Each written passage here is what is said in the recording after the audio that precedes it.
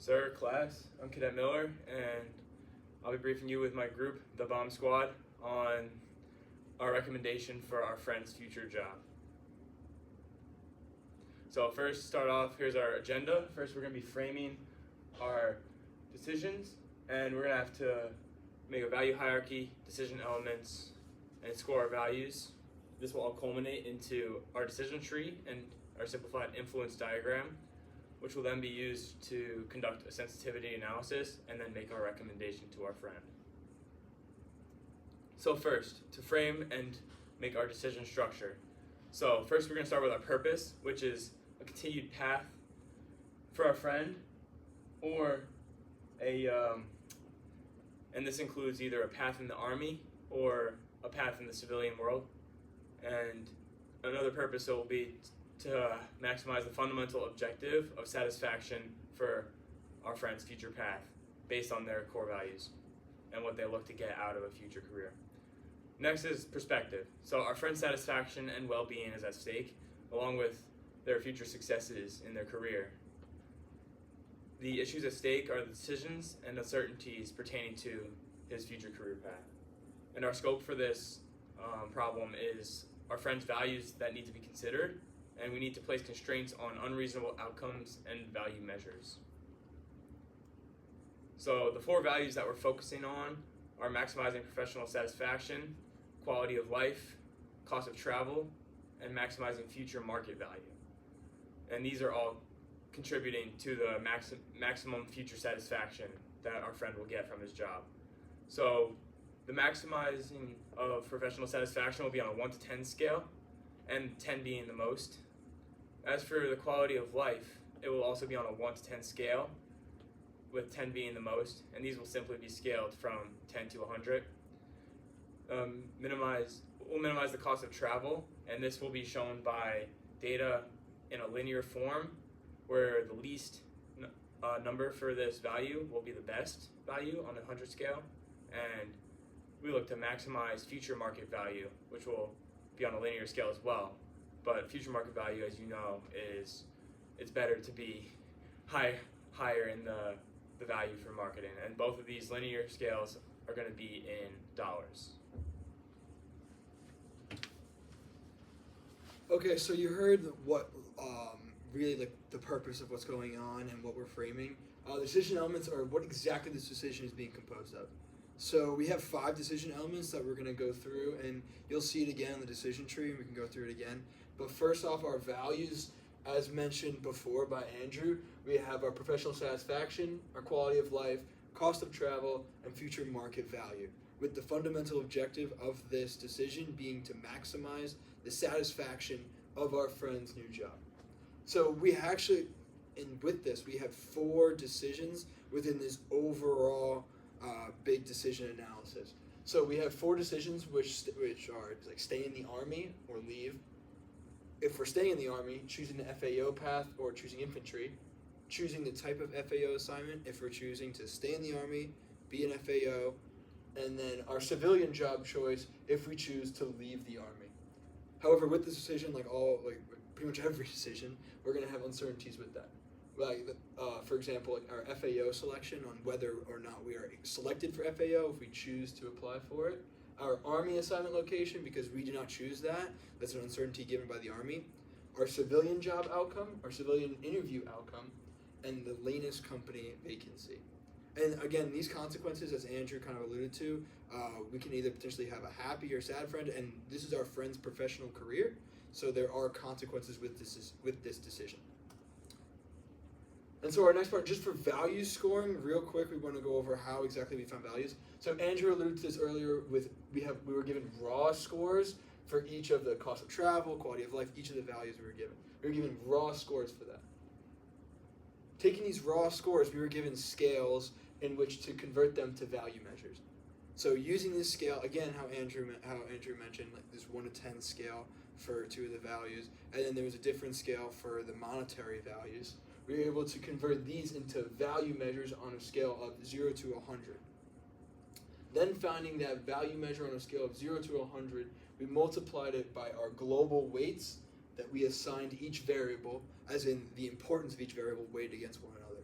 Like for example, out of 100, cost of travel is 0.18, and then which is approximately half the value, half what our friend values quality of life, which would be 0.2727. Multiplying that and then adding this row together, we're adding this row for each one times this global weight, we're given our final value for each outcome. And each outcome would be staying infantry, going Germany, or like every single one. All right, so real quick, and now we're gonna decide to talk about the decision tree. Break it down. I understand you can't really see it too well. We break it down by each node. Our decision tree says between staying in the army or leaving the army is a higher expected value, and we should stay in the army. We have a higher expected value of staying in the army and choosing to stay infantry, rather than choosing to be an FAO or leaving the army. And we're going to break it down node by node. So for the infantry node, so we see that we have an uncertainty here that contributes to the expected value, and really we prioritize staying in Germany. We want Germany the most. We want to have that as our assignment type, using the value that we're gaining from this and the percentage and the uncertainty out, like the percentage of uncertainty, how likely the event is to happen. Adding all three of these comes up with our expected value of staying infantry, which was the highest out of every single decision we had here. Our second node that we're going to go through is the FAO node, which we didn't choose. We did not choose to go FAO. Just breaking it down real quick. Again, we did the same thing where we have each uncertainty here, here, and here, and then come up with an expected value for each uncertainty. Again, how I described it before. Come up with a expected value for the entire decision. If we're choosing to go FAO, we'd want to choose EMB because it has a higher expected value rather than major command. And if we're choosing to apply FAO, we believe that we should not be choosing to apply FAO because of this uncertainty and because of the lower expected value rather than staying infantry. And then our last node, our bottom node here is the DABS data frame node, and this is choosing that if we're going to leave the army and we're going to choose to apply for the DABS data frame job over the MUG metadata job. Again, the same thing really holds. We have uncertainties here, here, and here, and we're finding the expected value. Again, the highest expected value would be choosing to go for which job to apply to. We'd choose DABS data frame. However, again, as I said, DABS data frame has a lower expected value rather than staying infantry. And then finally, again, for MUG metadata, this is our last node. Same thing, found the expected value of each uncertainty was less than staying infantry, therefore it wasn't chosen. Thank you, Jake. Now, given all that information from the decision tree, we saw that it can really boil down to a simplified influence diagram. With our 4 decisions still intact and in their chronological orders, we were able to break down the FAO application outcome as an uncertainty, as well as the FAO assignment, infantry assignment, and the job outcome uncertainty as a whole. And we broke these down specifically just so it was easier for you to conceptualize and to understand where we're coming from and what will really alter the probabilities which lead to our new job value in our decision. So it holds the same for the decision process, but as the FAO application outcome will arrive, this will influence your decision type for the type of FAO, whether it's between those two choices.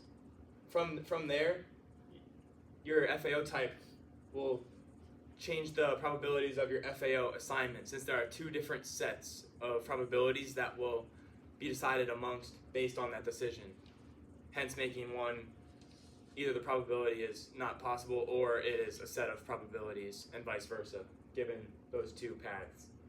Following that, the infantry or FAO, infantry will have an influence on the uncertainty of infantry assignment, because the longer you wait for your infantry assignment, if you were to get it through the FAO path, the probabilities decrease for your prospective location of Germany, which is why infantry assignment is influenced by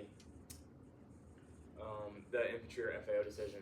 And overall, all the uncertainties associated with the job, such as the interview or the different slots available, will be influenced by your choice of a job and which path you desire to go on. Take it away, Jack. All right. Thank you, Andrew. Now, that's all well and good if we were in a perfectly discrete world. However, our friend mentioned that there's going to be some probability that the values aren't exactly the same. So we were told that the probability of having good interview at DABS data frame and MUG metadata are possibly going to change, as well as the probability of getting accepted into the FAO program. Additionally, we wanted to examine the probability of getting posted at Germany if we stay infantry, because this was the number one choice we had based on the previous discrete model. One thing I want to clarify here is that with Germany, because it is three options, if we either increase or decrease the probability of getting Germany, the difference is split between the other two, that is staying airborne or going into another CONUS unit. That difference is split. So for example, if we increase the probability of getting Germany from 0.5 to 0.6, because it increases by 0.1, probability of getting an airborne unit or another CONUS unit are both going to decrease by 0.05 to maintain that balance and sum at 1. So with all of these, we vary them by 50% each way, so a 50% increase, 50% decrease, with a total of 21 steps. So each of those individual changes was an increase of 5%, or decrease of 5%. So as you can see here, the largest variance in the tornado diagram is in DABS data frame getting good interview, with a range of acceptable values from the baseline up to around 74.5.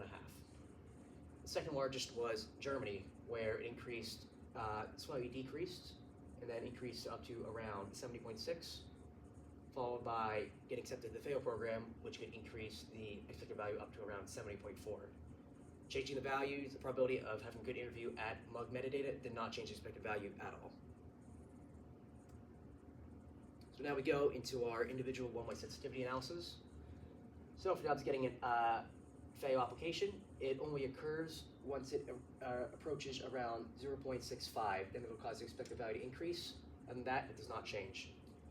As mentioned previous, changing the probability of getting a good interview at MUG metadata does not change the expected value. For the probability of having a good interview at DABS data frame, once it changes to a value around 0.63, then it becomes the best decision to leave the Army and then pursue the DABS data frame route.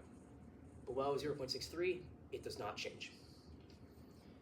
And when we stay in the Army, once it increases from 0.5 for the probability of getting Germany infantry assignment, it'll increase and increase until the expected value is at around 70.7. Now for our two-way sensitivity analysis. Things to note here is that we compared the probability of getting a good interview at DABS data frame and the probability of getting Germany for our infantry, because these were the two ones that had the highest variance in the tornado diagram. The important takeaway here is that most of the variance depends on the probability of getting a good interview at DABS data frame. Varying probability of getting Germany didn't really affect anything at all. However, here, there's only a certain small region where it could go either or, between staying in the Army or leaving to pursue DABS data frame, depending on the value of the probability of getting Germany for your infantry assignment if you stay in. So to conclude, we recommend that our friend leaves the Army and then applies for a job at DABS data frame. We came to this because if the probability increases just by a little bit, then there's potential for getting a much higher expected value. The highest expected value you can get is up to around 74, which is much higher than any other possibility with the stochastic values. And again, you will need a slight increase in the probability of having a good interview from 0.6 to 0.63 for leaving the Army to become the dominant strategy. So because of this, we recommend our friend prepares as much as possible and does his best to prepare for the interview. Just keep probability, it will increase the probability of him having a good interview, and thus increases potential expected value over time. Thank you. That concludes our brief, and we'll have any questions at this point.